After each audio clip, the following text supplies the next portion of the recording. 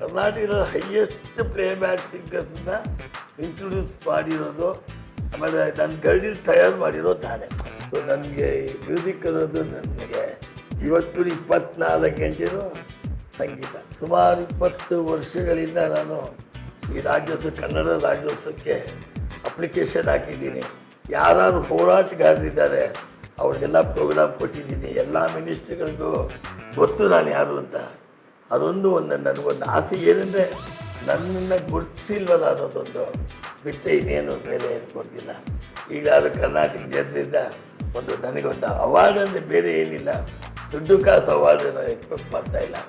ನಾನು ಒಬ್ಬ ಕಲಾವಿದ ಅಂತ ಗುರುತಿಸ್ಕೊಟ್ಟು ಸಾಕು.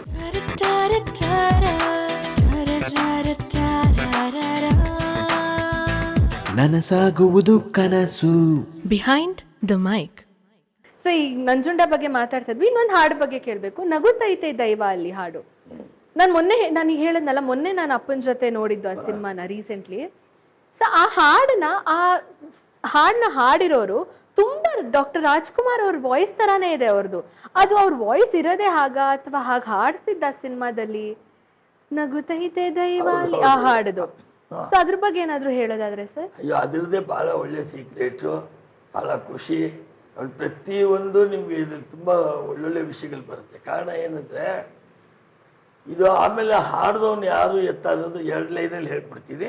ಫಸ್ಟ್ ಅದಕ್ಕೆ ಮುಂಚೆ ನನಗೆ ಲೀಲಾವತಿಯವ್ರದ್ದು ಕಂಪೋಸಿಷನ್ ಕೂತ್ಕೊಂಡೆ. ಅದರಲ್ಲಿ ತುಂಬ ಹೇಳಬೇಕು ಅಂದರೆ ಲೀಲಾವತಿ, ವಿನೋದ್ ರಾಜು ಸಂಗೀತದ ವಿಚಾರದಲ್ಲಿ ಎತ್ತಿದ ಕೈ. ದೇವಿ ನೋಡು, ವಿನೋದ್ ರಾಜ್ ಡ್ಯಾನ್ಸ್ ಒಂದೇ ಅಲ್ಲ, ತುಂಬ ಮ್ಯೂಸಿಕ್ನಲ್ಲಿ ದೊಡ್ಡ ವಿದ್ಯಾವಂತ ಅವನು. ಕಥಕ್ಕಿಂದ ಹಿಡ್ದೆಲ್ಲ ಕಲ್ತಿದ್ದಾರೆ. ಮ್ಯೂಸಿಕ್ ಸೆನ್ಸು, ಎಲ್ಲ ಭಾಷೆ ಹಾಡುಗಳು ಗೊತ್ತು.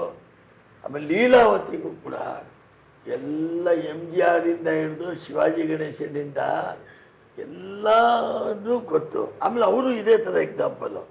ಕಂಪೋಸಿಂಗ್ ಕೂತ ತಕ್ಷಣ ಎಸ್ ನಾರಾಯಣ್ ಕೂತಿರೋವಾಗಲೇ ನನಗೆ ನೋಡಿ ಮೋಹನ್ ಅವರೇ ಒಂದು ತಮಿಳ್ ಹಾಡು ಸ್ಟೈಲ್ ಹೇಳ್ತೀನಿ, ಅದರಲ್ಲಿ ಸ್ವಲ್ಪ ಅರ್ಥ ಹೇಳ್ತೀನಿ, ಆಮೇಲೆ ನಿಮ್ಗೆ ಗೊತ್ತಾಗುತ್ತೆ. ಹಾಗೇನೆ ನಾನು MGR ಮತ್ತು ಶಿವಾಜಿ ಭಕ್ತ. ಆಗಿನ ಕಾಲದಲ್ಲಿ ರಾಜ್ಕುಮಾರ್ ಹೇಗೋ, ಸ್ವಲ್ಪ ದಿಲೀಪ್ ಕುಮಾರ್, ನನಗೆ ಎಲ್ಲ ಭಾಷೆಯಲ್ಲೂ ಒಬ್ಬೊಬ್ಬ. ಈಗ ಮಲಯಾಳಮಲ್ಲಿ ಮೋಹನ್ ಲಾಲ್ ಅಂದಂಗೆ ಅಲ್ಲಿ ದಿಲೀಪ್ ಕುಮಾರು. ನನಗೆ ಈ ಥರ ಒಂದು ನೋಡಿಬಿಟ್ಟು ಸಾವಿರಾರು ಪಿಕ್ಚರ್ ನೋಡ್ಬಿಟ್ಟಿದ್ದೀನಿ ನಾನು. ಆಗ ಅವರನ್ನು ಏನು ಬಂದ್ಗಳೇ ನನಗೆ ಸಾಹಿತ್ಯದ ವಿಚಾರದಲ್ಲಿ ಬಂದಾಗ ಹೇಳಿದವರು ಯಾರು ಇವ್ರದ್ದು ತಮಿಳ್ ಹಾಡೋದು ನನಗೆ ಹೆಂಗಿರಬೇಕು ಅಂದರೆ ನಂಜುಂಡಲ್ಲಿ ಹಾಡು ನೀನಪ್ಪದೆಲ್ಲ ನಡಂದು ಬಿಟ್ಟ ದೈವಂ ಏದು ಮೇಲೆ.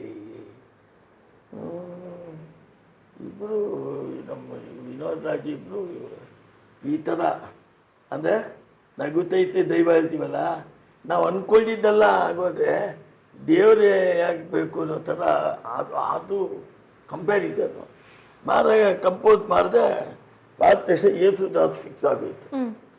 ಕಂಠೀರವ ಸ್ಟುಡಿಯೋನಲ್ಲಿ ಇಂಥ ದಿವಸ ಇಷ್ಟೊತ್ತಿಗೆ ಎದ್ದು ಮಾಡಿದ್ರು. ಎಲ್ಲ ಬಂದುಬಿಟ್ಟಿದ್ದಾರೆ, ಕಂಪ್ಲೀಟ್ ಜನ ತುಂಬಿದ್ದಾರೆ. ಗ್ರ್ಯಾಂಡಾಗಿ ಓಪನಿಂಗು. ಸರಿ, ಅದಕ್ಕೆ ಮುಂಚೆ ಏನಾಗಿದೆ, ನನಗೆ ಒಂಥರ ನಮ್ಮ ಆರ್ಕೆಸ್ಟ್ರಲ್ಲಿ ನಾನು ಹಾಡಬೇಕಾದ್ರೆ ಏನಾದರೂ ಒಂದು ಭರವಸೆ ಕೊಡಬೇಕಲ್ಲ. ಎಲ್ಲರಿಗೂ ಒಂದು ಸುಳ್ಳು ಅನ್ನೋಂಥ ಒಂದು ಕಡೆ ಆಗುತ್ತೆ, ಒಂದು ಭರವಸೆ ಅಂತ. ನನ್ನ ಪಾರ್ಟಿಲಿ ಹಾಡಿದವ್ರು ಏನು ಕೇಳ್ತಾರೆ, ಸರ್ ನಿಮ್ಗೆ ಏನಾದ್ರು ಸಿನಿಮಾ ಸಿಕ್ಕಿದ್ರೆ ನಂಗೆ ಬಂದು ಚಾನ್ಸ್ ಕೊಡ್ಬೇಕು ಸರ್. ನಮಗೆ ಪಬ್ಲಿಕ್ ಪ್ರೋಗ್ರಾಮಲ್ಲಿ ಇವರಿಲ್ಲ ಅಂದರೆ ಮೈಸೂರು ಮೋಹನ್ ಕೆಲವರಿಲ್ಲ. ಕೆಲ ಆ ಥರ ರಾಜ್ಕುಮಾರ್ ವಯಸ್ಸಾಡ್ತಾ ಇದ್ದವನು. ಅವನ್ನೆಲ್ಲೋ ಬೀದಿಲಿ ನಿಂತಿದ್ದವನು.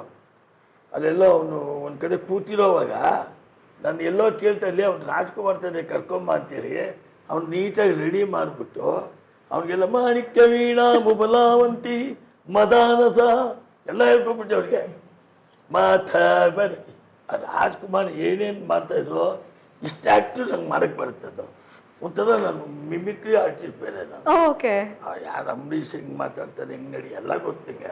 ಬಟ್ ಒಂಥರ ಏನೋ ಒಂದು ಟ್ಯಾಲೆಂಟ್ ನಂದು. ಇವನು ಎತ್ತಾಕೊಂಡು ಇವ್ನು ಇಟ್ಕೊಳ್ಳೋ ನಡೆಯತ್ತೆ ಅಂದರೆ ಇವನು ಹಿಂಸೆ ಮಾಡೋಕ್ಕೆ ಶುರು ಮಾಡಿಬಿಟ್ಟ. ನನಗೆ ಹೆಂಗಾರು ಆರಿಸ್ಬಿಡಿ ಅಣ್ಣ ಇದರಲ್ಲಿ, ಇವ್ರು ಸುಮ್ಮನೆ ಕೂತ್ಕೊಂಡು. ನಾನು ಅಷ್ಟೊತ್ತಿಗೆ ಸ್ವಲ್ಪ ಪೀಠ್ಗೇನೋ ಹಾಕಿದ್ದೆ ವಿನೋದಾಗೆ. ಸರ್ ಅವನಿಗೆ ಯಾವುದಾದ್ರು ಒಂದು ಆಡಿಸಿದ್ದ ಟ್ರ್ಯಾಕ್ ಆಡಿಸಿದ್ದ, ಅದರಲ್ಲಿದ್ದೆ ಇಲ್ಲ ವಿನೋದ್ ರಾಜ ಚೆನ್ನಾಗಿ ಹಾಡ್ತಾರಲ್ಲ, ಸರಿ ಹೇಳಿಬಿಟ್ಟಿದ್ದೆ. ನನ್ನ ಅದೃಷ್ಟಕ್ಕೆ ಏನು ಮಾಡಿ ಸುಮ್ಮನೆ ನೋಡೋಕ್ಕೆ ಬರ್ತೀವಿ ಸರ್ ಶೂಟಿಂಗು. ಯೇಸುದಾಸ್ ಕೇಳೋಕ್ಕೆ ಇವರೆಲ್ಲ ಬಂದಿದ್ರು. ಯೇಸುದಾಸು 9 ಗಂಟೆಗೆ ಬಂತು, ಹುಷಾರಿಲ್ಲ ನಾಡಿದ್ದು ಬಂದು ಹಾಡ್ತೀನಿ ಅನ್ಕೊಂತ. ಲೀಲಾವತಿ ವಿನೋದ್ ರಾಜು ಏನೀಗ ಆಗೋಯ್ತಲ್ಲಪ್ಪ ಇದು, ಇವನು ಇಂಥ ಕೆಲಸ ಮಾಡ್ಬಿಟ್ಟಲ್ಲ ಹಾಗೆ ಅಂತ. ಸರ್ ನಾನು ಹೇಳ್ದಲ್ಲ ಟ್ರ್ಯಾಕಿಗೆ ಸದ್ಯಕ್ಕೆ ಅವನು ಅಣ್ಣ ಅವ್ರ ವಯಸ್ಸೇ ಆಡ್ತಾನೆ ಹಾಗೆ ಲೀಲಾವತಿ ಪಾಪ ವಿನೋದ್ ರಾಜು. ಆಮೇಲೆ ಇಲ್ಲ ನೀವೇ ಹಾಡ್ಬಿಡಿ ಸರ್ ಇದೆ. ಇಲ್ಲಪ್ಪ ನನಗೆ ಇಷ್ಟು ಜನ ನೋಡ್ಕೊಳ್ಳೋಕೆ ನನಗೆ ಟೈಮೇ ಇಲ್ಲ, ಅವ್ರೇನೋ ಹೆಂಗೆ ಆಡ್ತಾರೋ ಅದು ಚೆನ್ನಾಗಿ ಆಡ್ತಾರೆ ಹಾಡಿಸಿದ್ದಾರೆ ಈಗ ಅವನನ್ನು. 10 ನಿಮಿಷ ಅಲ್ಲಿ ಇವರು ಟೇಪ್ ಕಟ್ ಮಾಡಿ ಎಲ್ರಿಗೂ ಕೇಕು ಗೀಕು ಟಿಫನ್ ಕೊಡು ಅಷ್ಟರಲ್ಲಿ ಬರೋ ಇಲ್ಲಿ ಇವನಿಗೆ ತನ್ನ ನಿನ್ನ ನೋಡ್ಕೊಳ್ಳೋನೆ. ನೋಡ್ಕೊಂಡ ಆಗಿದೆ ಒಳಗಡೆ ನುಗ್ದೆ ಅವನಿಗೆ ಇದು ಗಾರ್ಡನ್ನಲ್ಲಿ ರೂಮ್ಗೆ. ಎತ್ತಿದ ತಕ್ಷಣ ಅವನು ಇಂಜಿನಿಯರ್ ಎಲ್ಲ ಕೂತಿವ್ರೆ, என்ன சார் இப்படி பாடுறா, அண்ணாவரே ಬಂದಿದ್ದಾರೆ ಹೋಗ್ಬಿಟ್ಟೆಲ್ಲ ಸರ್ ಅಂದೆ. ಪಾಪ ವಿನೋದ ಲೀಲಾವತಿ ವೆರಿ ಹ್ಯಾಪಿ. ಇವಂದೇ ಇಟ್ಕೊಂಬಿಡಿ, ಬೇರೆ ಆಡೋಂಗೆ ಇಲ್ಲ. ಇಷ್ಟೇ ಆಗಿದ್ದು ಇವರೇ. ಅಲ್ಲಿಂದ ಕಂಪ್ಲೀಟ್ ಥಿಯೇಟ್ರಲ್ಲಿ ಅಣ್ಣವ್ರು ಆಡ್ಬಿಟ್ಟವ್ರೆ, ಅಣ್ಣವ್ರ ಸಾಂಗ್ ಆಡ್ಬಿಟ್ಟಿದ್ದಾರೆ.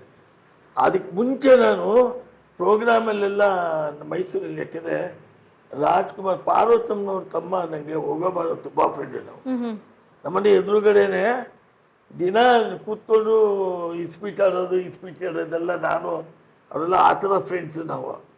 ಪಾಪ ಅವರು ಎಲ್ಲ ಪ್ರೋಗ್ರಾಮಲ್ಲಿ ಇವ್ನಿಗೆ ಹಾಡ್ತಿದ್ದೆ. ತಕ್ಕಂಗೆ ಇವನು ಅಲ್ಲಿಂದ ಇವನ್ ಜರ್ನಿ ಸ್ಟಾರ್ಟ್ ಆಯ್ತು. ಅವ್ರ ಹೆಸರು ಸರ್ ರಂಗಸ್ವಾಮಿ ಅಂತ ಅವ್ನು ಕರಿತಾ ಇದ್ದಿದ್ದು. ಓಕೆ.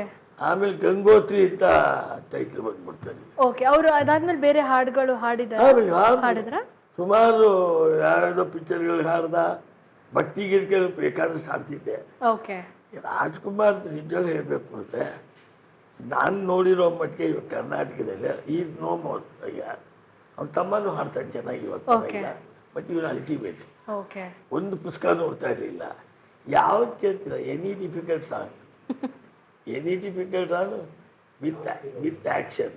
ಯಾವಾಗ ತೀರ್ ಹೋಗಿದ್ದು ಸರ್? ಒಂದು 3-4 ವರ್ಷ ಆಯಿತು. ಓಕೆ. ತುಂಬ ಶುಗರ್ ಇತ್ತು.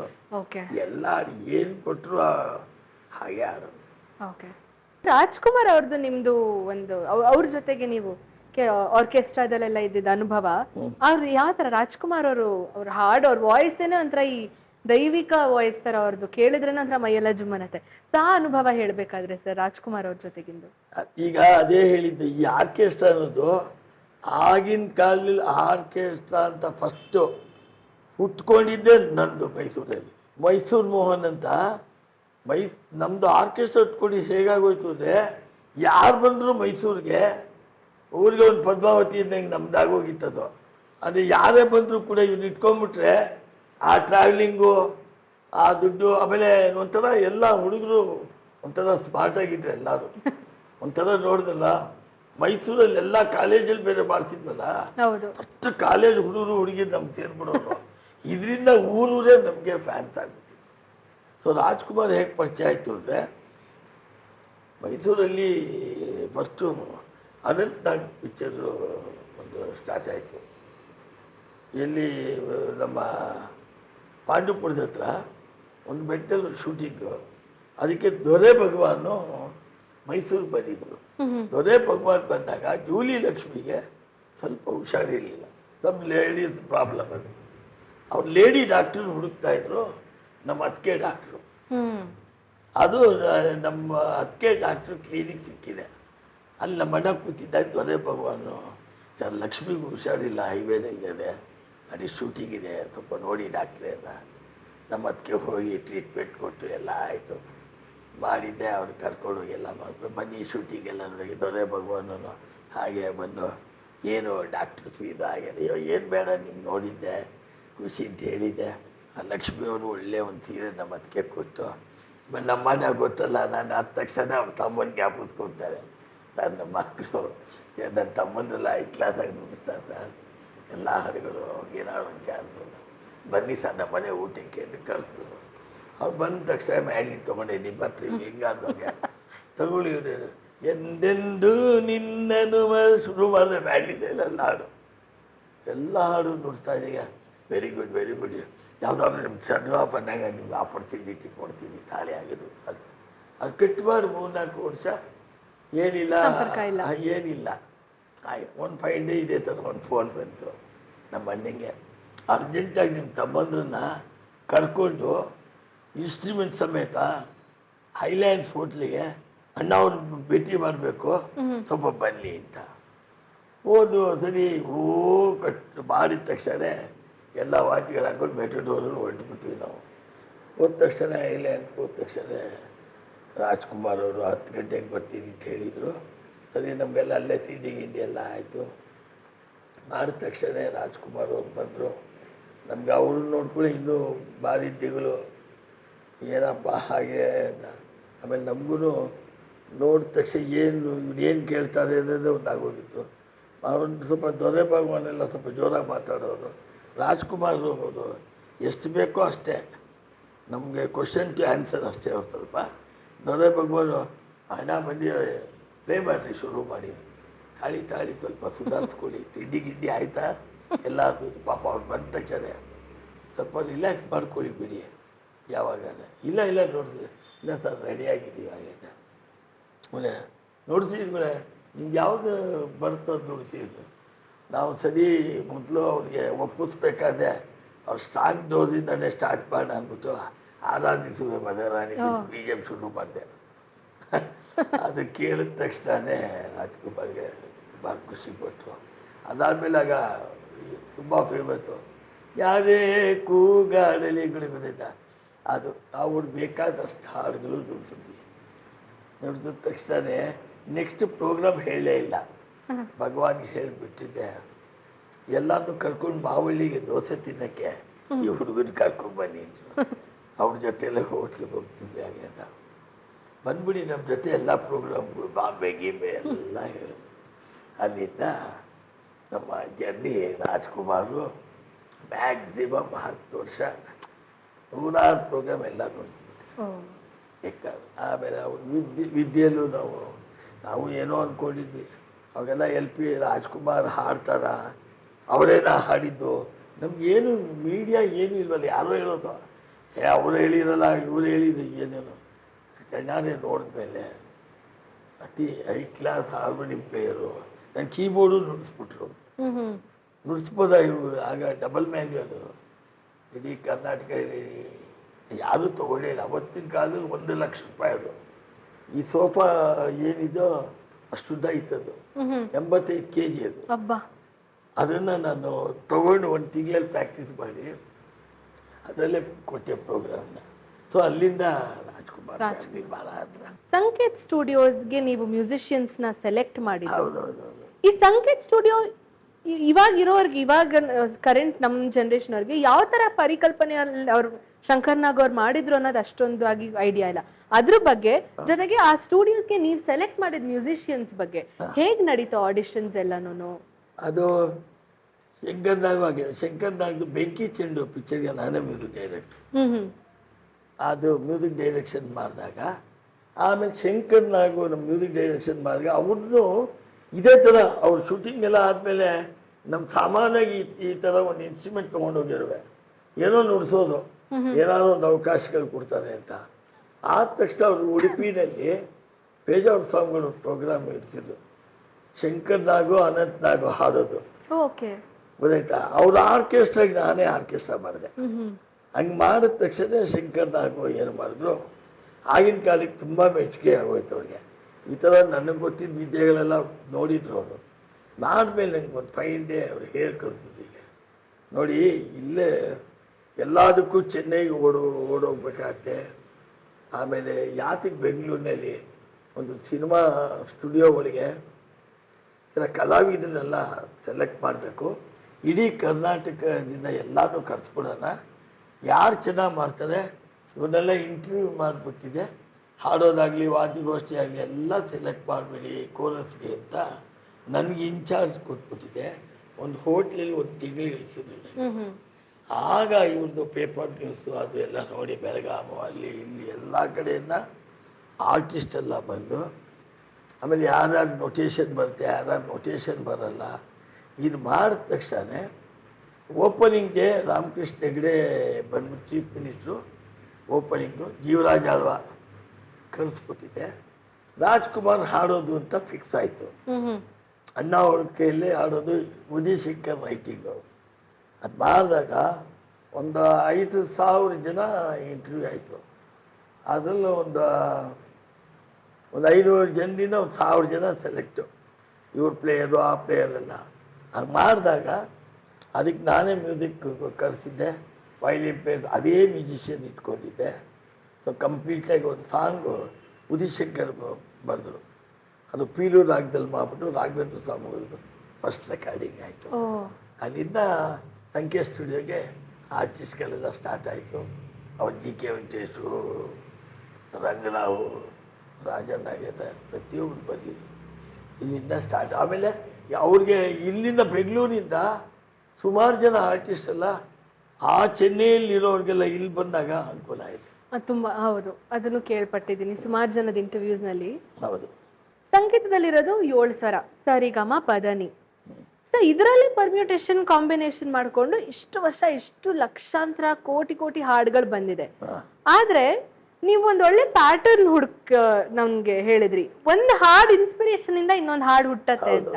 ಅದ್ರ ಬಗ್ಗೆ ನೀವು ಯಾವ ತರ ಹೇಳ್ತೀರಾ? ಒಂದೆರಡು ಉದಾಹರಣೆ ನಮಗೂ ಹೇಳೋದಾದ್ರೆ. ಇವಾಗ ನಾನು ಇದ್ರ ಬಗ್ಗೆ ಸುಮಾರು ಸತಿ ನಮ್ಮ ಮಕ್ಕಳಿಗೆ ಹೇಳವೆ.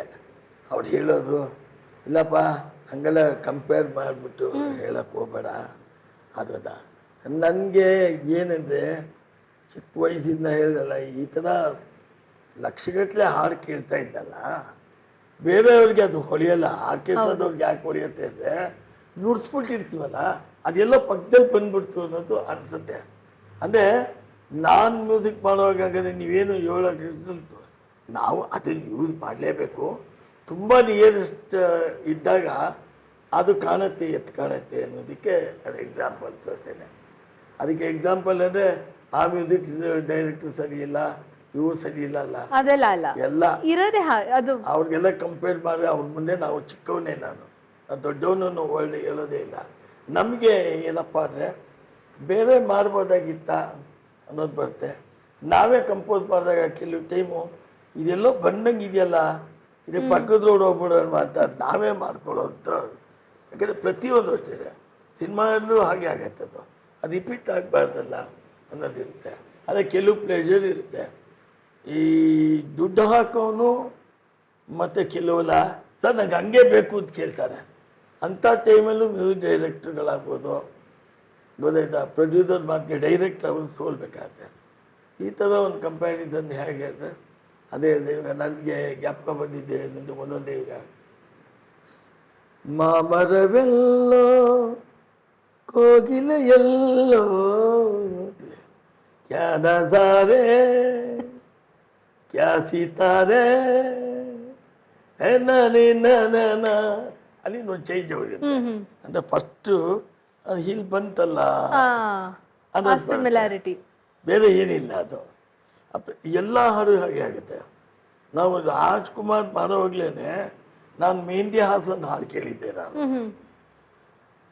ಮೆಹಂದಿ ಹಾಸನ್ದು ಮಾಡಿದಾಗ ಹೊಸ ಬೆಳಕು ಮಾಡಿದಾಗ ಅದು ಅಣ್ಣ ಅವರು ಇದು ನೀವು ಕೇಳಿದ್ರ ಅಂತ ಹಂಗೆ ನಾವು ಅದು ಕೇಳಿಸಿದ್ರು ಕಾಣತ್ತದು. ಈಗ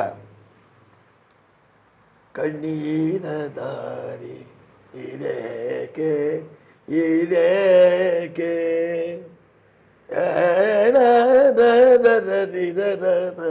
ಲಲಿತ್ ಸುಧಪಂತ ನಾಳಿ ಮಾಡಿದಾಗ ಅದು ಬಂದಿದ್ದು ಡೆಂಗ್ ಡೆಂಗ್ ಡೆಂಗ್ ಡೆಂಗ್ ಡೆಂಗ್ ಡೆಂಗ್ ಡೆಂಗ್ ಕೋಯಿ ಪಾಸ್ ಆಯಿ ಸವೇರ ದೇನಾಮ ಈಗ ಬರ್ತದೆ.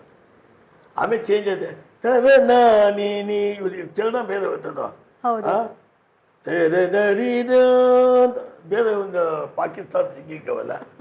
ಅಂದರೆ ಆ ಥರ ಹಾಡುಗಳು ಬೇಕಾದಷ್ಟು ಬಹಳ ಅದೇ ಇದು ಮ್ಯೂಸಿಕ್ ಡೈರೆಕ್ಟರ್ಸ್ ತಪ್ಪು ಖಂಡಿತ ಇರೋದಿಲ್ಲ.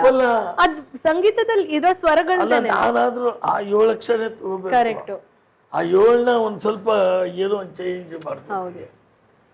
7ನಲ್ಲಿ ಏನಾಗಿರುತ್ತೆ ಅಂದರೆ ಅದನ್ನ ಈ ಕಡೆ ತಿರ್ಸಿ ಓನ್ ಕಂಪೋಸಿಷನ್ಸ್ ಬರುತ್ತೆ, ಬೇರೆ ಕಲರ್ ಕಾಣುತ್ತದೆ. ಕರೆಕ್ಟ್. ಇವಾಗ ಹೇಳಿರ್ಬೇಕಾ ನೀವು, ಈಗ ನಾನೊಂದು ಬ್ಲ್ಯಾಕ್ ಶರ್ಟ್ ಹಾಕ್ಕೊಂಡಿದ್ದೀನಿ, ಇನ್ನೂ 1000 ವರ್ಷ ಅದು ಈ ಬ್ಲ್ಯಾಕ್ ಇರೋದೇ 8 ಕಲರ್ 6 ಕಲರೇ. ನೆಕ್ಸ್ಟ್ ಅವ್ನು ಏನು ಮಾಡ್ತಾರೆ, ಇದು ಹೋಗಬೇಕು ಅಂದರೆ ಇಲ್ಲೊಂದು ಚಿಟ್ಟೆ ಇಟ್ಬಿಟ್ಟು ಇಲ್ಲಿ ಗೋಲ್ಡನ್ ಬಾರ್ಡ್ರ್ ಕೊಡ್ತಾರೆ, ನಾನು ಅದು ಹಾಕೋದು. ಬಟ್ ಇದು ಮೇಯ್ನ್ ಇದೆ, ಮೇಯ್ನ್ ಈಗ ಪುರಂದರದಾಸರು, ಕನಕದಾಸರು ಅವರೆಲ್ಲ ಇದಾರಲ್ಲ, ಸಂಗೀತದವರು ಸಮುದ್ರಗಳೇ. ಅವರು ಇದೆಲ್ಲ ಮಾಡಿಬಿಟ್ಟಿದ್ದಾರೆ. ನಾವು ಬೇರೆ ಬೇರೆ ಈಗಿನ ಕಾಲಕ್ಕೆ ಏನು ಬೇಕೋ, ಲೈಟ್ ಮ್ಯೂಸಿಕ್ ಆಗ್ಬೋದು, ಸಿನಿಮಾನೇ ಆಗ್ಬೋದು, ಅದೇ ಭಕ್ತಿಗೀತೆ ಆಗ್ಬೋದು, ಆ ಥರ ಒಂದು ಯೂಟಿಲೈಸ್ ಮಾಡ್ತಾ ಇದ್ದೀವಿ. ಸರ್, ಒಂದು ಸ್ಮಾಲ್ ಶಿಫ್ಟ್ ನಿಮ್ಮ ಫ್ಯಾಮಿಲಿ ಮ್ಯಾಟರ್ಗೆ ಬರೋದಾದರೆ, ಯಾವಾಗ ಮದುವೆ ಆಗಿದ್ದು, ನಿಮ್ಮ ವೈಫ್ ಹೆಸರೇನು? ನಾನು ಮದುವೆ ಆದಾಗ ನನಗೆ 30 ವರ್ಷ. ಓಕೆ. ನನ್ನ ವೈಫು 18 ವರ್ಷ ಚಿಕ್ಕವಳು. ಓಕೆ. ಅವಳು ಅನಿತಾ ಅಂತ. ಆಮೇಲೆ ನನ್ನ 2 ಮಕ್ಕಳು, ಗೌತಮ್ ಶ್ರೀವತ್ಸ, ಗೌರವ್. ಇಬ್ಬರೂ ಫಿಲಮ್ ಮ್ಯೂಸಿಕ್ ಡೈರೆಕ್ಟರ್, ರವಿಚಂದ್ರನ್ಗೆಲ್ಲ ಮಾಡ್ಯಾರೆ, ಬೇಜಾನ್ ಪಿಕ್ಚರ್ಗಳು. ಇಬ್ಬರೂ ಅವನು ಸಾಫ್ಟ್ವೇರು, ಇವಳು BCom ಮಾಡಿ ಸರಿ ಮುಂದೆ ಓದಬೇಕಾಯ್ತು. ಇಬ್ಬರು ನನ್ನ ಫೀಲ್ಡ್ಗೆ ಬಂದುಬಿಟ್ರು. ನಮ್ಮದೇಗೆ ಶಿವಾರಿ ಮ್ಯೂಸಿಕಲ್ ಕಂಪ್ನಿ ಅಂದ್ಬಿಟ್ಟು ಒಂದು ಚಾನಲ್ ಮಾಡಿದ್ದಾರೆ. ಅದರಲ್ಲಿ ಆಲ್ಬಮ್ಸು ಮತ್ತು ಪ್ರೈವೇಟ್ ಹಾಡುಗಳು, ಭಕ್ತಿಗೀತೆಗಳು ಇದೆಲ್ಲ ಮಾಡ್ಕೊಂಡು ಹೋಗ್ತಾ ಇದ್ದಾರೆ. ಎಸ್ ಜಾನಕಿ ಅವ್ರದ್ದು ಹಾಗೂ ಲತಾ ಮಂಗೇಶ್ಕರ್ ಅವ್ರ ಬಗ್ಗೆ ಒಂದು ಹೇಳಿದ್ರಿ, ತುಂಬ ಇನ್ಸ್ಪೈರಿಂಗ್ ಆಗಿತ್ತು, ಅದ್ರ ಬಗ್ಗೆ ಹೇಳೋದಾದರೆ? ಯಾಕೆಂದರೆ ನಾನು ಫಸ್ಟು ಹಾಡುಗಳನ್ನ ಕಲ್ತ್ಕೊಂಡು ರೋಡಲ್ಲಿ ಬಾರಿಸ್ತಾ ಇದ್ದಿದ್ದು ನನಗೆ ಬಂದಿದ್ದೇನೆ. ಫಸ್ಟು ನಮ್ಮ ಸ್ಟೆಪ್ ಬಂದಿದ್ದು ಕ್ಲಾಸಿಕಲ್ ಇತ್ತು ನಮಗೆ. ಅಂದರೆ ನಾವು ಎಲ್ಲೂ ಬೀದಿಲಿ ನೋಡೇ ಇರಲಿಲ್ಲ. ನಮ್ಮ ಕ್ಲಾಸಿಕಲ್ ಅಂದರೆ ಗೊತ್ತಿದ್ದಿದ್ದು ನಮಗೆ ಯಾರು ಬಾಲ್ಮುರಳಿ, ಮದುರೈ ಸೋಮಸುಂದರಮ್ಮು, ನಾಲ್ಗುಡಿ ಜಯರಾಮು, ಪರೂರು, ಯಮಡಿ ರಾಮನಾಥನು, ಏನು ಬಿಗಿ ಆಡಬೇಕು ಆ ತೂಕ ಅಂಥದ್ದೇ ನಮ್ಗೆ ಗೊತ್ತಿರಲಿಲ್ಲ. ಅಲ್ಲಿಂದ ಸ್ವಲ್ಪ ಲೈಟ್ ಮ್ಯೂಸಿಕ್ ಬಂದ ತಕ್ಷಣ ಈ ಥರ ಇವರು ಯಾರು ನಮ್ಮ ಮೈಸೂರು ಸ್ವಾಮಿ ಹಾಗೆ ಹೀಗೆ ಹೇಳ್ಕೊಂಡು ಬಂದ್ವಿ ನಾವು. ಆಮೇಲೆ ಹಾಡುಗಳು ಕೇಳ್ತಾ ಇದ್ದಿದ್ದೆ ನಾನು. ಮೊಹಮ್ಮದ್ ರಫಿ, ಇವರು ಯಾರು ಲತಾ ಮಂಗೇಶ್ಕರು, ಆಶಾ ಭೋಸ್ಲೆ, ಆಮೇಲೆ ಇವರು ಕಿಶೋರ್ ಕುಮಾರ್, ಮುಖೇಶ್. ಇದರಿಂದ ನಮ್ಗೆ ಏನಾಗೋಗಿದೆ, ನಮಗೆ ಅವ್ರ ಲೆವೆಲೇ ನಮ್ಗೆ ಜಾಸ್ತಿ ಗೊತ್ತಿತ್ತು. ಜಾನಕಮ್ಮನ ಪಿಕ್ಚರ್ ಬಂದಾಗ, ನಮ್ಮ ಸಿನಿಮಾ ಬಂದಾಗಲೇ ಜಾನಕಮ್ಮನ ಜೊತೆ ಒಡನಾಟ ಸ್ಟಾರ್ಟ್ ಆಗಿದ್ದು.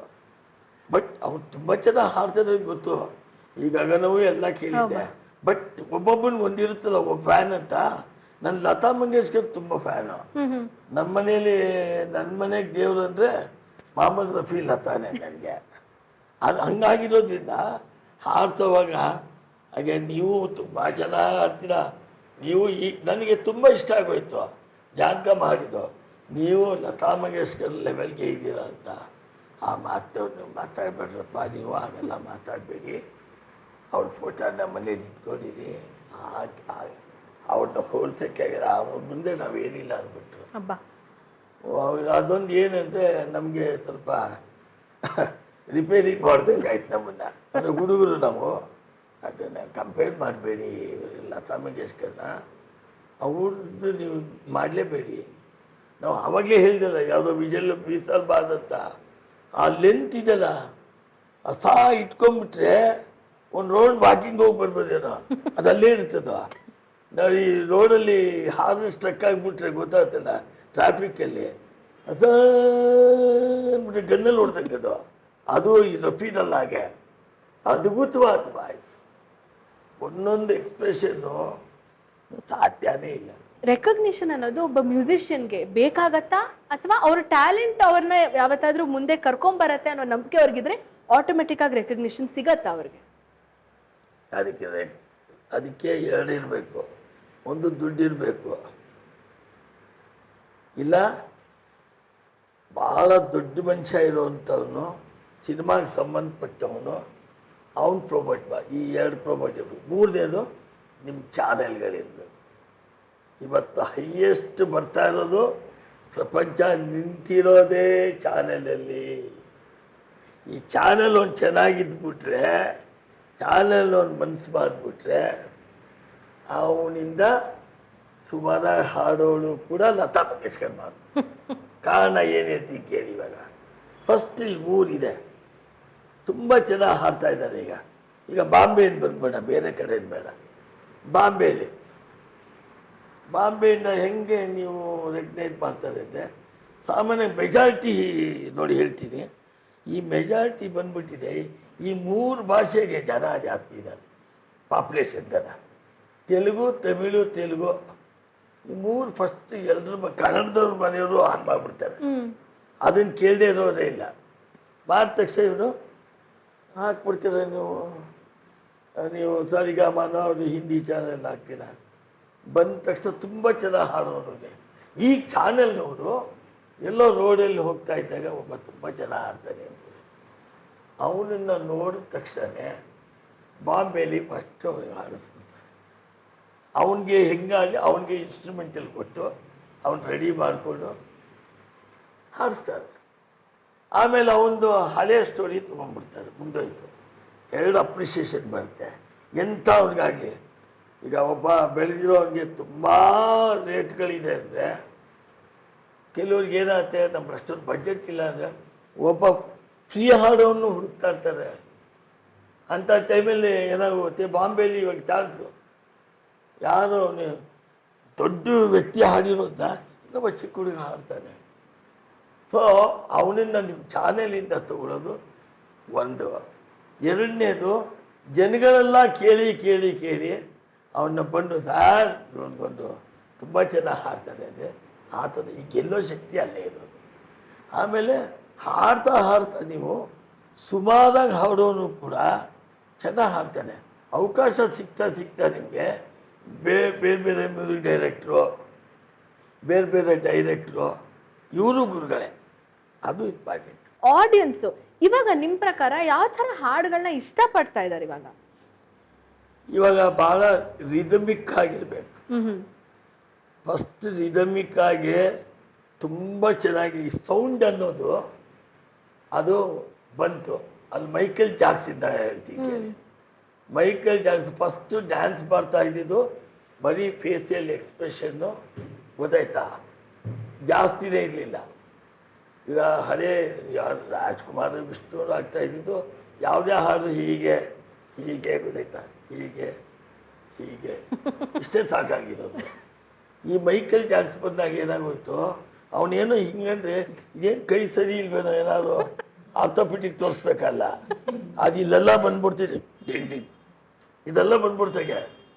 ಇದು ಯಾವಾಗ ಬಂತು, ಇದು ಇಡೀ ಪ್ರಪಂಚ ಗೆದ್ಬಿಟ್ಟ. ಅದು ಮಾಡೋದು ಕಷ್ಟ ಹೇಳಿ ನಾವು, ನಾನು ಹೀಯಾಲ್ಸೋದಲ್ಲ, ಅದು ನಾವು ಮಾಡೋಕ್ಕೋದು ನಿಜವಾಗ್ಲೂ ಆರ್ಥೋಪೆಡಿಕ್ ಡಾಕ್ಟರ್ ಬೇಕಾಗತ್ತೆ. ಸರ್ ಮೊನ್ನೆ ಹಿಂಗೆ ಅನ್ನೋವಾಗ ಹೋಗ್ಬಿಡ್ತು ಸರ್ ಕೈ ಅಂತ. ಇಟ್ಸೆ ಅದೆಲ್ಲ ಪ್ರಪಂಚಕ್ಕೆ ತೋರಿಸ್ಬಿಟ್ಟ. ಯಾರು ಎಲ್ಲ ಎಜುಕೇಟೆಡ್ ಆಗೋದು. ಇದಾದ ತಕ್ಷಣ ನಿಮಗೆ ಡ್ಯಾನ್ಸು ಒಂದು ಕಡೆ ಇಂಪ್ರೂವ್ ಆಯಿತು. ಸೌಂಡು ಇಂಡಿಯಾ ಸೌಂಡ್ ಅವ್ರು ಬರಲಿ, ನಾನು ಮಾಡ್ತಾಯಿದ್ರು ಬಿಡಿ. ನೀವು ಯಾವಾಗ ಟೈಟಾನಿಕ್ ನೋಡ್ರಿ, ಅವಳಿಗೆ ಸಮುದ್ರದಲ್ಲಿ ಲಕ್ಷಾಂತರ ಜನ ಸಾಯೋದು, ಅದೆಲ್ಲ ನೆನಪು ಅದು. ಆಮೇಲೆ ಹೋಟೆಲ್ ಕ್ಯಾಲಿಫೋರ್ನಿಯಾ ಮ್ಯೂಸಿಕ್ಕು, ಅದು ಸೌಂಡ್ ಆಫ್ ಮ್ಯೂಸಿಕಲ್ಲಿ ಬಂತು. ಇಂಡಿಯಾದಲ್ಲಿ ನೆಕ್ಸ್ಟು ತಿರ್ಗಾ ಆ ಸೌಂಡ್ ಸ್ವಲ್ಪ ತಂದಿದ್ದು AR ರೆಹಮಾನ್. ಅದು ಏನು ಆ ಲಂಡನ್ ಗಿಂಡಲ್ಲಿ ಅಲ್ಲಿ ಮಿಕ್ಸಿಂಗು ಯಾವಾಗ ಗೊತ್ತಾಯ್ತಾ. ಈಗ ಬಂದಿರೋದು ಏನಾಗಿದೆ, ಆಗ ಬರೀ ಮುಂದುಗಡೆ ಮಾತ್ರ ಒಂದು ದೊಡ್ಡ ಸ್ಪೀಕರ್ ಹಾಕ್ಬಿಟ್ರೆ ಒಂದು 15 ಇಂಚು 20 ಇಂಚು ಅದರಲ್ಲೇ ಎಲ್ಲ ಬರೋದು. ತುಂಬ ಕಷ್ಟವಾಗ ಬ್ಯಾಲೆನ್ಸ್ ಬರೋದು. ಒಂದೇ ಮೈಕಲ್ಲಿ ಇಬ್ಬರು ಆಡಬೇಕು, ಗೊತ್ತಾಯ್ತಾ. ಇವನು ರಾಜ್ಕುಮಾರ್ ನಗುತ್ತಾದ್ರೆ ನೀ ಬರುವೆ, ಎರಡು ಹಿಂಗೆ. ಇವಾಗ ಏನೂ ಬೇಕಾಗಿಲ್ಲ. ಇವಾಗ ಹೆಂಗಿದೆ ಅಂದರೆ ನಿಮಗೆ ಒಂದು 3000 ಇನ್ಸ್ಟ್ರೂಮೆಂಟು ಕೂಡ ಡಿವೈಡ್ ಆಗತ್ತೆ. ಈಗ 11.5 ಎಲ್ಲ ಬಂದ್ಬಿಟ್ಟು ಹೇಗಾಗೋಗಿದೆ ಅಂದರೆ, ಒಂದು ಕಡೆ ಇಲ್ಲಿ ಬರುತ್ತೆ, ಒಂದು ಕಡೆ ಇಲ್ಲಿ, ರೈಟು ಲೆಫ್ಟು ಸುತ್ತಮುತ್ತ. ಆಮೇಲೆ ರಿದಮ್ ಇದೆಯಲ್ಲ, ರಿದಮಿಕ್ಕಾಗೆ ಬಾಂಬೆ ಅವ್ರದ್ದೆಲ್ಲ ಯಾಕಿರುತ್ತೆ ಅಂದರೆ, ನೀವು ಯಾವುದೋ ಒಂದು ಹಾಡು ಹೇಳ್ತೀರಂದರೆ 40 ಜನ ತಬಲ 40 ಡೋಲಕ್ಕೆಲ್ಲ ಮಿಕ್ಸ್ ಆಗುತ್ತೆ. ಆ ರಿಚ್ನೆಸ್ ಬಂದಿದೆ. ಆಮೇಲೆ ಸೌಂಡಿಂಗ್ ಇದೆಯಲ್ಲ, ಅದ್ಭುತ ಆಗೋಗಿದೆ, ಅದ್ಭುತವಾದ ಸೌಂಡ್ ಆಗೋಗಿದೆ. ಯಾಕಂದರೆ ಇವಾಗ ಕೇಳೋಕ್ಕೆ ಅವಾಗ ಕೇಳೋಕ್ಕೆ ಏನಂದರೆ ಆವಾಗ ಸೌಂಡಿಗೇನು ಆವಾಗಿದ್ದಿದ್ದ ಆಡಿಯನ್ಸ್ಗೆ ಹಾಡು ಸಾಹಿತ್ಯ ಮತ್ತು ರಾಗ ಇದಕ್ಕೆ ಇಂಪಾರ್ಟೆನ್ಸ್ ಇತ್ತು. ಈಗ ಹಾಡೋದು ಸುಮಾರಾಗಿದ್ರೂ ರಿದಮಿಕ್ಕು ಮತ್ತು ಸೌಂಡು ಇದ್ರ ಮೇಲೆ ಸ್ವಲ್ಪ ಗಮನ ಇರುತ್ತೆ. ಆರ್ಕೆಸ್ಟ್ರಾದಲ್ಲಿ ನಿಮ್ಮದು ಮೈಸೂರು ಮೋಹನ್ ಆರ್ಕೆಸ್ಟ್ರಾ, ಇನ್ನೊಂದು ಮೋಹನ್ ಜಿಂಪೆಟ್ಸ್. ಇದು ನಿಮ್ದೇನಾ ಅಥವಾ ಎರಡು ಬೇರೆ ಬೇರೆನಾ? ಈ ಕನ್ಫ್ಯೂಷನ್ ಕ್ಲಾರಿಫೈ ಮಾಡೋಕ್ಕೆ. ಅದು ಬೇರೆ ಬೇರೆ, ಅದು ಬೇರೆಯವ್ರದ್ದು. ಬೇರೆ ಮೋಹನ್ ಜಿಂಪೆಟ್ಸ್ ಅನ್ನೋದು ಬೆಂಗಳೂರಲ್ಲಿ. ಹಾಂ ಹಾಂ. Sound of music Guru Manjula, Madan Mallu, Mohan ಜಿಂಪೆಟ್ಸು, ಬ್ಲೂ ಬಾಯ್ಸ್ ಜೋಸೆಫು ಇವರೆಲ್ಲ ಒಂದು ಆರ್ಕೆಸ್ಟ್ರಾದವರು. ಇವರು ಒಂದೇ ಆರ್ಕೆಸ್ಟ್ರಲ್ಲಿ ಇದ್ದಾಗ ಆಗಿನ ಕಾಲದಲ್ಲೂ ಕೂಡ ಇವರು ಆ್ಯಕ್ಚುಲಾಗಿ ಆಗಿನ ಕಾಲದಲ್ಲಿ ಹಿಂದಿ ಹಾಡುಗಳು ಹಾಡಿಕೊಂಡು ತುಂಬ ಪಾಪ್ಯುಲರ್ ಆಗಿದ್ದರು. ದೊಡ್ಡ ದೊಡ್ಡ ಹೋಟೆಲ್ಸಲ್ಲಿ ಹಾಡ್ತಾಯಿದ್ರು ಅವರೆಲ್ಲ. ಆಗ ನಾನು ಮೈಸೂರಿಂದ ಇವ್ರ ಜೊತೆ ಗಂಗಾವತಿ ಗೊತ್ತಾಯ್ತಾ, ಹುಬ್ಳಿಗೆಲ್ಲ ನಮ್ಮ ಫ್ರೆಂಡ್ ಸರ್ಕಲ್ ಆಗಿತ್ತು. ಮೋಹನ್ ಜಿಂಪೆಟ್ಸ್ ಅವ್ರದ್ದೇ ಒಂದು ಓನ್ ಆರ್ಕೆಸ್ಟ್ರಾ ಇತ್ತು. ಆಫ್ಟರ್ 10 years ಆದಮೇಲೆ ಆಮೇಲೆ ನಾವು ಆಗಿನ ಕಾಲದಲ್ಲಿ ಮೈಸೂರಿಂದ ಬೆಂಗಳೂರಿಗೆ ಬರೋದು ತುಂಬ ಕಷ್ಟ ಇರೋದು ನಮಗೆ. ಸಿಂಗಲ್ ರೋಡ್ಗಳು ಈ ಥರ ರೋಡ್ಸ್ ಇರಲಿಲ್ಲ ಮಾಡೋದಕ್ಕೆ ಅಂತ. ಅಷ್ಟೊಂದು ನನಗೂ ಪಿಕ್ಚರ್ಗಳಿಗೆ ಬ್ಯುಸಿ ಆಗಿಬಿಟ್ಟೆ ನಾನು ಆದಷ್ಟು ಕಂಪ್ನಿ ಚೆನ್ನೈಗೆ ಹೋಗೋದು, ಬಾಂಬೆ ಪ್ರೋಗ್ರಾಮು, ಹಿಂದಿ ಅಕಂಪ್ನಿಮೆಂಟ್ಸ್ ಎಲ್ಲ ಮಾಡೋಕ್ಕೆ ಶುರು ಮಾಡಿಬಿಟ್ಟೆ.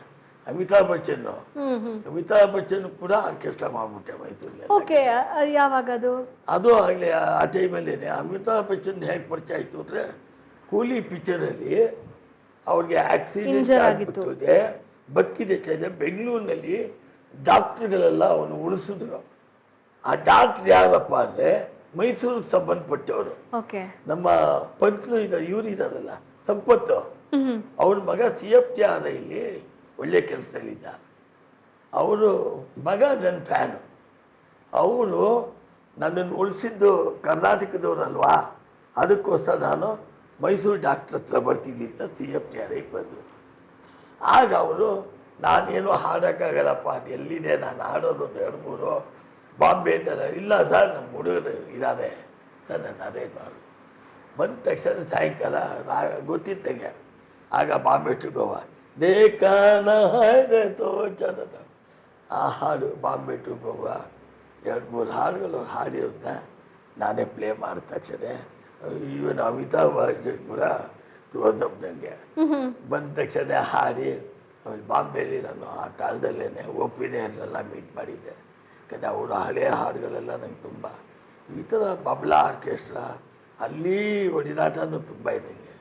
ನನಗೆ ಗೊತ್ತಿಲ್ಲದಿದ್ದು ಊರಿಲ್ಲ, ಹೋದ ಜಾಗ ಎಲ್ಲ ಹೇಳಿದ್ರೆ ಒಂದು 35,000 ಪ್ರೋಗ್ರಾಮ್ಸ್ ಮಾಡಿದ್ದೀನಿ. ಒಂದು 5,000 ಭಕ್ತಿ ಗೀತೆಗಳು. ಆಮೇಲೆ ಎ ಗ್ರೇಡ್ ಕಂಪೋಸರ್, ನಾನು music composer all India radio ಇದಕ್ಕೋಸ್ಕರ. ಸೊ ಈ ಥರ. ಆಮೇಲೆ ಆರ್ಟ್ ಆಫ್ ಲಿವಿಂಗು ರವಿಶಂಕರ್ ಗುರೂಜಿದು ಇಡೀ ಪ್ರಪಂಚ ಎಲ್ಲ ಅವ್ರ ಜೊತೆ ಸುತ್ತಬಿಟ್ಟು ಅವ್ರ ಎಲ್ಲ ಭಜನ್ಸ್ಗೂ ನುಡಿಸ್ಬಿಟ್ಟಿದ್ದೀನಿ. ಆಮೇಲೆ ಅವ್ರದ್ದು ಕೂಡ ಸಿಲ್ವರ್ ಜೂಬ್ಲಿ ಪ್ರೋಗ್ರಾಮ್ ಆಯಿತು. ಅದಕ್ಕೆ 5,000 ಜನ ಪ್ಲೇಯರ್ಸ್ ಕಳಿಸಿದ್ರು ಎಲ್ಲ. ಆಮೇಲೆ 29 ಕಂಟ್ರಿ ಪ್ರೆಸಿಡೆಂಟ್ ಬಂದಿದ್ರು.